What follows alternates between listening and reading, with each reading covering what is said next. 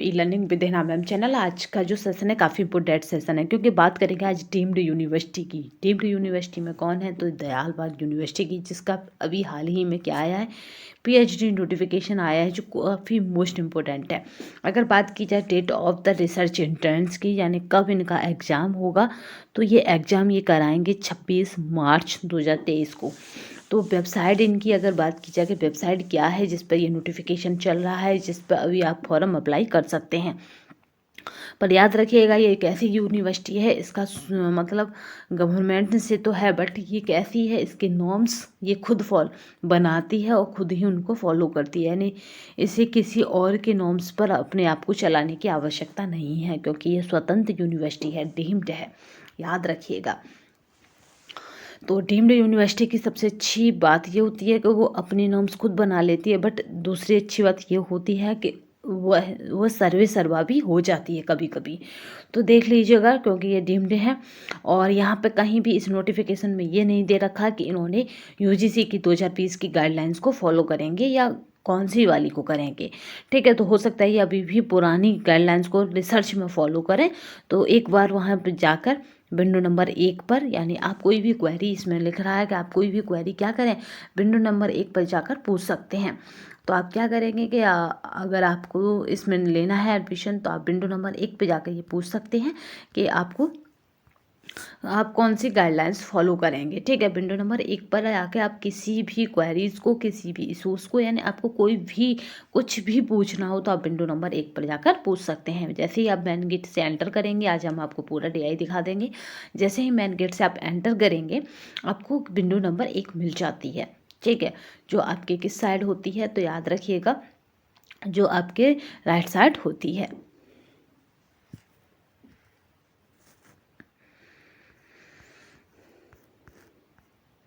Window number 1 आपकी जैसे ही enter करते हैं मेन गेट आता है, मेन गेट के बाद एक ऑफिस गेट आता है, ऑफिस गेट की राइट हैंड साइड पे विंडो नंबर 1 दे रखी है। तो आप वहाँ पे जाके एक बार जरूर पूछेंगे कि ये 2020 के यूजीसी के नॉर्म्स को फॉलो कर रहे हैं या नहीं कर रहे, क्योंकि अगर 2020 के यूजीसी के नॉर्म्स को फॉलो नहीं करेंगे तो आपको 2 रिसर्च पेपर देने पड़ेंगे और दूसरा आप जॉब के साथ पीएचडी नहीं कर सकते।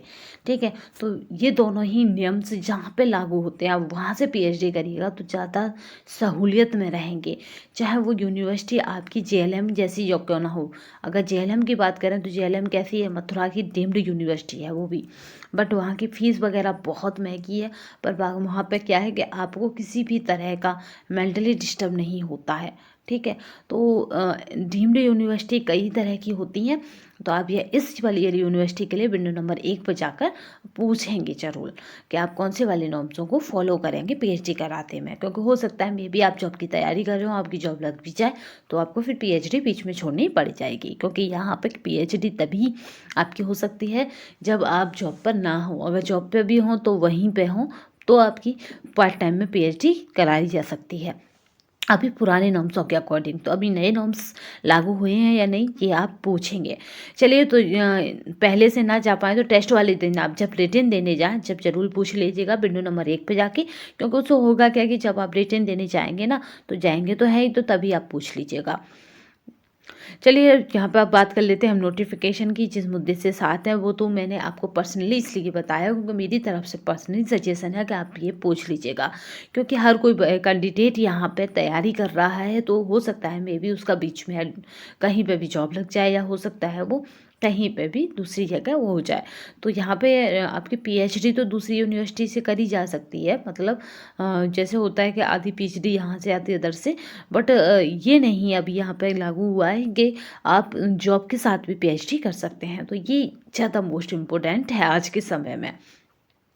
चलिए, notification for the research entrance अगर बात करी जाए तो इसे रीट बोलते हैं, इसे कहते हैं रीट एग्जाम। तो ये कब है तो याद रखेंगे, ये कब है तो ये 26 मार्च को है, 26 मार्च 2023 को। इसकी अगर वेबसाइट की बात करें जिससे आपको वेबसाइट जिस पे आपको अपने आप को देखना है या कहें, तो यहाँ पे आपको एक प्लेलिस्ट है पूरी डीआई की, तो उसमें आप देख सकते हैं कि कैसे आप फॉर्म भरेंगे पीएचडी का, किस तरह से आप अप्लाई करेंगे, किस तरह से आप इसकी वेबसाइट से एडमिट कार्ड निकालेंगे, पूरा प्रोसेस इसमें बताया गया है। तो इसकी जो वेबसाइट है वो आपको विजुअल हो पा रही होगी मे बी, इसकी जो वेबसाइट है आप स्क्रीनशॉट ले सकते हैं। इसकी वेबसाइट ये है और ये 26 मार्च 2023 संडे को होगा। 9 AM पर शुरू हो जाएगा सुबह के। तो मे भी आप क्या करें, स्क्रीनशॉट ले लीजिए, इसीलिए मैंने इसको बड़ा कर दिया है। और अगर इसकी बात करें फॉर्म कब से स्टार्ट है, तो ये एक फॉर्म जो स्टार्ट हो जाएंगे ऑनलाइन एप्लीकेशन फॉर्म कब से, तो 1 मार्च से फॉर्म स्टार्ट हो जाएंगे, 1 मार्च 2023 से। ठीक है, तो यहाँ पे बात कर लेते हैं candidate processing of the minimum qualification with the required of the person. यहाँ पे परसेंटेज और मिनिमम क्वालिफिकेशन मांगी गई है। ठीक है, वही इसमें अप्लाई कर सकता है। बात करते हैं क्वालिफिकेशन डिटेल की, जो यहाँ पे दे रखा है। क्वालिफिकेशन डिटेल भी आपके लिए इम्पोर्टेंट है। तो यहाँ पर अगर मास्टर डिग्री में होनी चाहिए वो, तो मास्टर डिग्री बिना कभी भी PhD नहीं होती। तो master degree consider subject with the last 55%, ठीक है, 55% in the aggregate of the यहाँ पे क्या है, आपके कितने होने चाहिए, 55% से कम नहीं होनी चाहिए मास्टर डिग्री में। और जिनका CGP बनता है उनका 5.5 यानी 5.5 भी 55 ही हो जाता है, या फिर 10 से कम नहीं होना चाहिए। ठीक है, 10 से।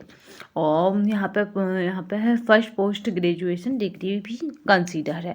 और जो कैंडिडेट क्या है, जिन कैंडिडेटों का मतलब क्या मिला है, हुआ मेडल मिला हुआ, डायरेक्टर मेडल, उन्हीं को आप डायरेक्टर एडमिशन का यहाँ पे दे रखा है। देखिए, देखते हैं, डायरेक्ट एडमिशन ले सकते हैं। और ये जो प्रोसेस है ये हम समझेंगे, क्योंकि इसके बिना पता नहीं पड़ता कि कितने मार्क्स रिटन में लाने हैं, कितने इंटरव्यू में, प्लस कितने हमें अपने सर्टिफिकेट से मिलेंगे। तो डायरेक्ट मेडल जिसको मिला होता है वही क्या करेगा, यहाँ पर डायरेक्ट एडमिशन ले सकता है। ऑल सच द कैंडिडेट यहाँ पे है ये request to final year of the qualification degree MA या MA.Com कुछ भी हो, इस तरह से concern the subject will be the awarded. ठीक है, जो अवॉर्डेड होते हैं ना, जो टॉप कर जाते हैं, वो यहाँ पे डायरेक्ट एडमिशन ले सकते हैं।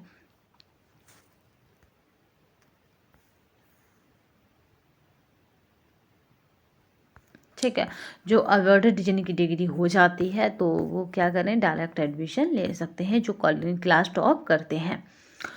चलिए यहाँ पे बात कर लेते हैं। यहाँ पे क्या कह रहे हैं कि इंजीनियरिंग डिग्री वगैरह का इंजीनियरिंग डिग्री की अगर बात करें तो आपका क्या है, 75% मार्क्स है।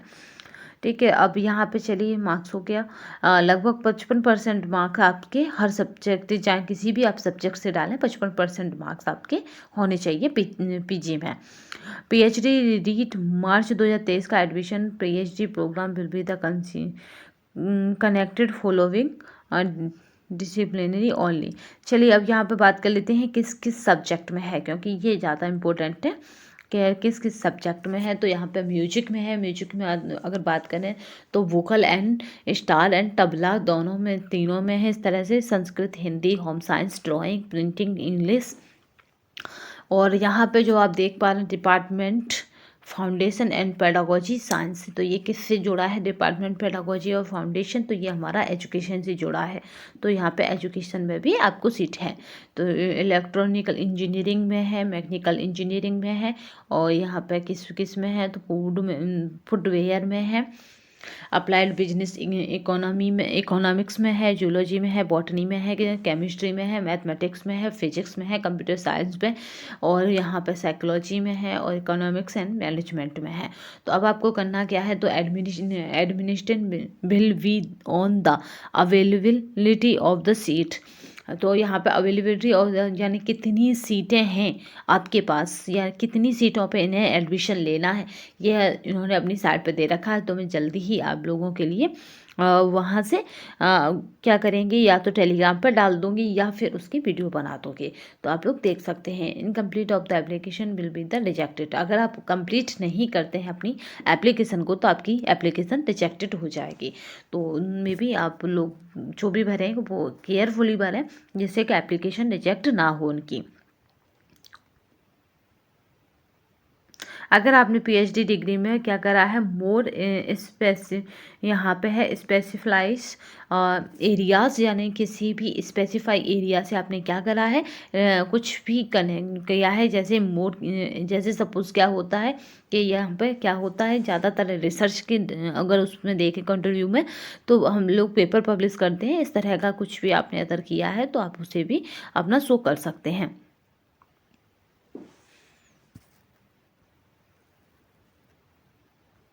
अगर आपने जो भी वहाँ पे पेपर में दिया है कि हमने ये स्पेशलाइजेशन किया, ये किया, अगर आपके पास उसके एविडेंस यानी एविडेंस नहीं है, तो आपका जो मतलब आपने जो बताया है उसको आप दिखा नहीं पा रहे हैं, यानी उसकी डिग्री नहीं दे पा रहे हैं या उसका सर्टिफिकेट नहीं दे पा रहे हैं, तो भी आपका एडमिशन कैंसिल हो जाएगा या आपका फॉर्म कैंसिल हो जाएगा। ठीक है, जो भी आपने फिल किया है फॉर्म में वो सब आपके पास होना चाहिए। इस तरह का इसमें यहाँ पे है। और जो रीट एग्जाम है वो फैकल्टी और ग्रुप्स ऑफ द डिपार्टमेंट में ही होगा। चलिए यहाँ पे देख लेते हैं, जो भी यहाँ पे मेन्यू बताया जाएगा, यानी जो भी जगह आपको डिसाइडेड होगी वहीं पे होगा। The candidate are the required, यहाँ पे है check of the number of the, यहाँ पे वोकेंट, ये छोड़िए, ये क्या है कि ये बता रहे हैं कि कितनी सीटें हैं किसमें, ये आप चेक कर लीजिए तो वो हमें जल्दी बता दोगे।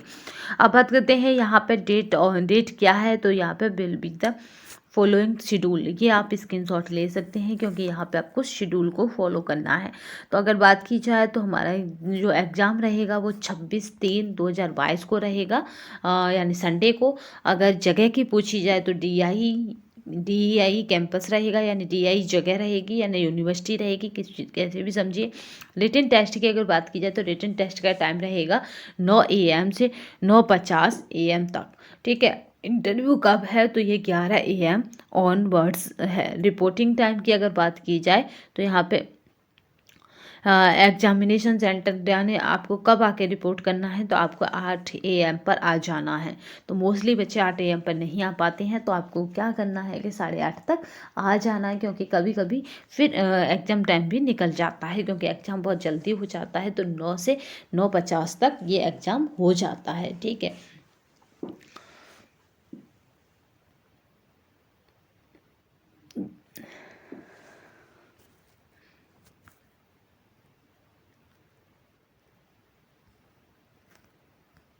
लगभग 100 मिनट आपको मोस्टली मिल जाती हैं, तो यहाँ पे आपकी स्पीड भी अच्छी खासी होनी चाहिए। अब चलिए बात करते हैं the written test will be the, यहाँ पे क्या है, 50 minute during of the you have the following to, यहाँ पे सेशंस हैं, आपको क्या करना है, दोनों सेशनों में देना है। तो अगर पहले सेशन की बात की जाए तो यहाँ पे पहला सेशन क्या होगा जाएगा, it will the cover of the following, तो यहाँ पे questions of the research methodology आपके किससे होंगे, ये रिसर्च मेथोलॉजी से होंगे, यानी शोध जो मेथोलॉजी जो शोध क्या कहेंगे उसको, यहाँ पे शोध से यानी रिसर्च से जुड़े होंगे आपके कितने क्वेश्चन, तो 25 प्रश्न आपके शोध मेथोलॉजी से जुड़े होंगे, शोध रिसर्च से जुड़े होंगे, यानी ऐसे क्वेश्चन होंगे जो आपकी रिसर्च जो आपकी बुकें होती हैं उनसे ही होंगे, कहीं अलग से नहीं होंगे, आप चाहे किसी भी सब्जेक्ट से दे रहे हों। सपोज़ आप ऐसे समझ सकते हैं, रिसर्च एप्टीट्यूड होता है ना, जो आपका यूजीसी फॉलो करता है। देखिए आपको यहाँ पे करना क्या है कि मैं बताऊँ, यहाँ पे आपको अब क्या करना है, जो यूजीसी के आपके फर्स्ट पेपर के क्वेश्चन होते हैं ना रिसर्च के, आपने देखा होगा कुछ यूनिटें यूजीसी की फर्स्ट पेपर की रिसर्च की हूबहू मिली होती हैं, तो आपको उनको देख कर जाना है इसके लिए, तो वो वहाँ पे अच्छा रहेगा, क्योंकि शोध विधियाँ आपको पता होना चाहिए, शोध मेथड पते होने चाहिए, तो वो सारे यहाँ से आप देख के जाएंगे तो हूबहू आपको ऐसे ही एग्जाम में मिल जाएंगे। अब बात करते हैं कि कितने क्वेश्चन आपके सब्जेक्ट के आएंगे, तो 25 क्वेश्चन आपके सब्जेक्ट के आएंगे, 25 क्वेश्चन आपके रिसर्च पेपर से आएंगे। तो इस तरह से क्वेश्चन हो जाएंगे 50, और ईच नंबर कितना है, तो 1 है, यानी एक क्वेश्चन 1 नंबर का है, तो 50 क्वेश्चन 50 नंबर का आपका ही पेपर रहेगा, जिसमें से आपकी मेरिट बनेगी। ठीक है, अब बात कर लेते हैं और क्या क्या क्राइटेरिया हैं जहाँ से आपको नंबर मिलेंगे या जहाँ से ये लेंगे। तो यहाँ पे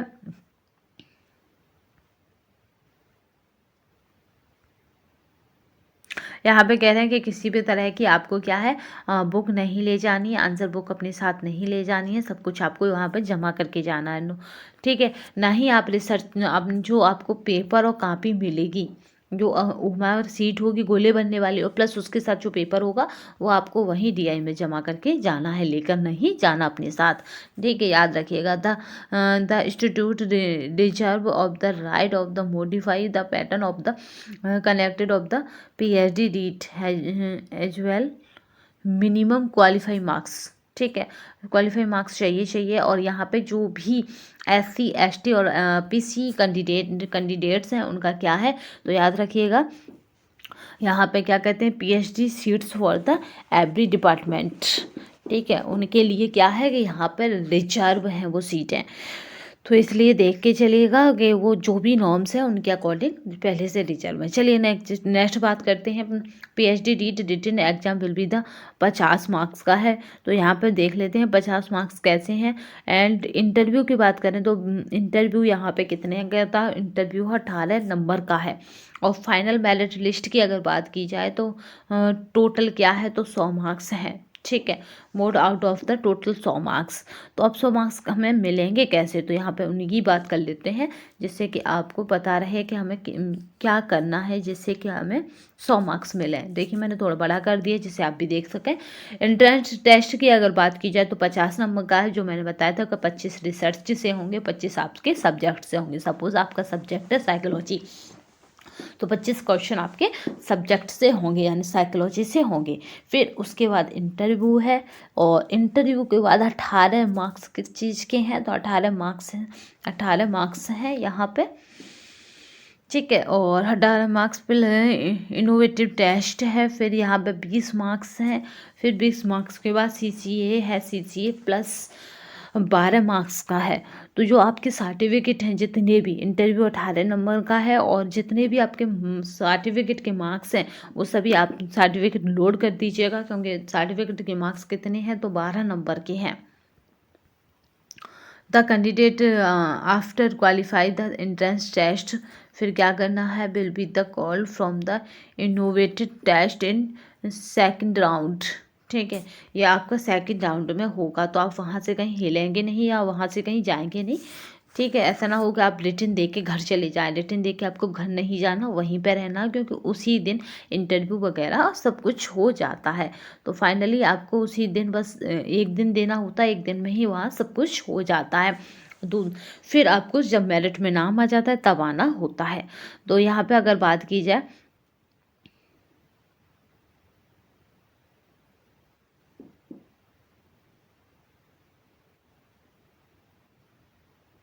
देखिए आपको करना क्या है, सभी को इंटरव्यू के लिए रुकना है, क्योंकि आप ये नहीं जान पाएंगे कि आपके कितना स्कोर है या कितना क्या है। तो इसलिए आप सभी इंटरव्यू का देकर ही जाएं, क्योंकि इंटरव्यू तो यहाँ JRF वाला भी देता है। तो चलिए देख लेते हैं यहाँ पे।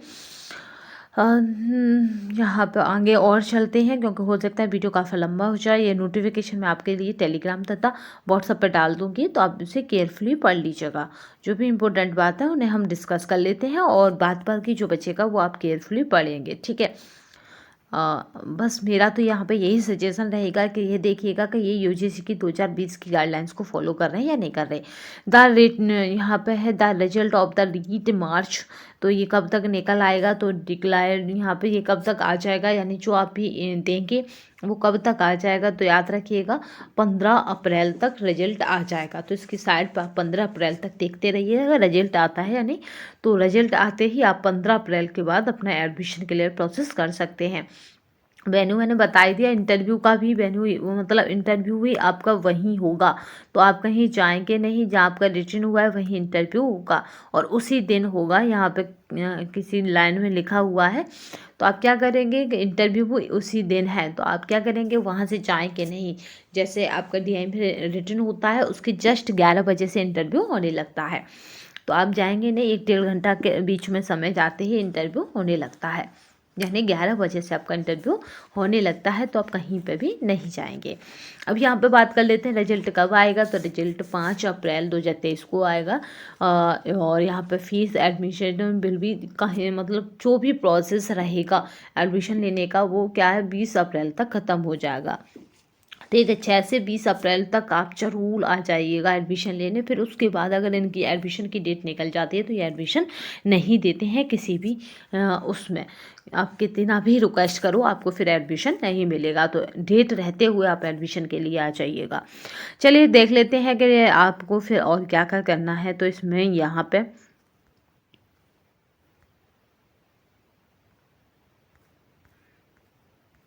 जो भी जेआरएफ है, नेट है, वो कैंडिडेट आएंगे, और एमफिल है यानी, और यहाँ पे देखें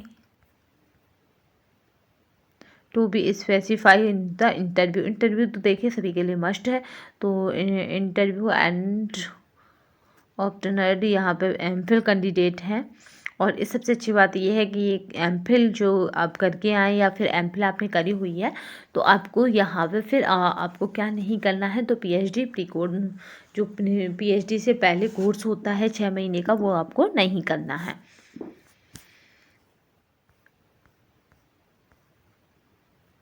ठीक है, डायरेक्ट एडमिशन किस किस के लिए है, तो याद रखेंगे किस किस के लिए, जिसका परसेंटाइल 9 है यानी 90 के आसपास जिसको परसेंटेज है उसके लिए डायरेक्ट एडमिशन है, यानी 90% जिसकी है उसको डायरेक्ट एडमिशन है। यहाँ पे कह रहे हैं आज ही क्या करेंगे हम आपके लिए सीट भी, मतलब अगर सीट का नोटिफिकेशन साइड पे होगा तो हम निकाल के उसे बताएंगे, क्योंकि ये कह रहे हैं अप्लाई करने से पहले आप क्या करें, सीटों को देख लें। हो सकता है कि मे भी आपकी उसमें सीट, आपकी कैटेगरी में सीट ही ना हो, या फिर मे भी हो सकता है कि जो सब्जेक्ट दे रखा है उसमें सीट ही ना हो। वैसे तो अगर दे रखे हैं ऊपर सब्जेक्ट, एक बार सब्जेक्ट और देख लीजिए, जैसे कि आप क्या करें उन सब्जेक्टों के स्क्रीनशॉट ले लें और देख लें कि क्या आपकी सब्जेक्ट है इसमें, और केयरफुली भरिएगा, नहीं तो फॉर्म रिजेक्ट हो जाएगा अगर कोई भी कमी होती है तो उसमें। इससे संबंधित और भी कोई क्वेरी हो तो आप हमें कमेंट बॉक्स में पूछ सकते हैं। चलिए, तो आज के लिए बस इतना ही, नेक्स्ट सेशन फिर मिलेंगे, तब तक के लिए धन्यवाद। वंदे मातरम, जय हिंद। आज हम में भी हो सकता है कि आपको पूरा DI घुमा दें।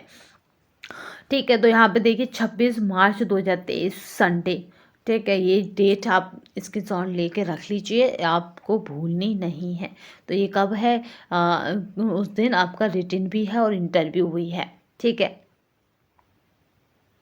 रिटन इंटरव्यू एक साथ हो जाता है एक ही जगह पर, और यहाँ पे 1 हफ्ते से अप्लाई करना है, 1 तारीख से अप्लाई करना है। तो चलिए, ये नोटिफिकेशन आपको मैं टेलीग्राम तथा व्हाट्सएप पर दे दूँगी। तो आज के लिए बस इतना ही, नेक्स्ट सेशन फिर मिलेंगे, तब तक के लिए धन्यवाद। वंदे मातरम, जय हिंद।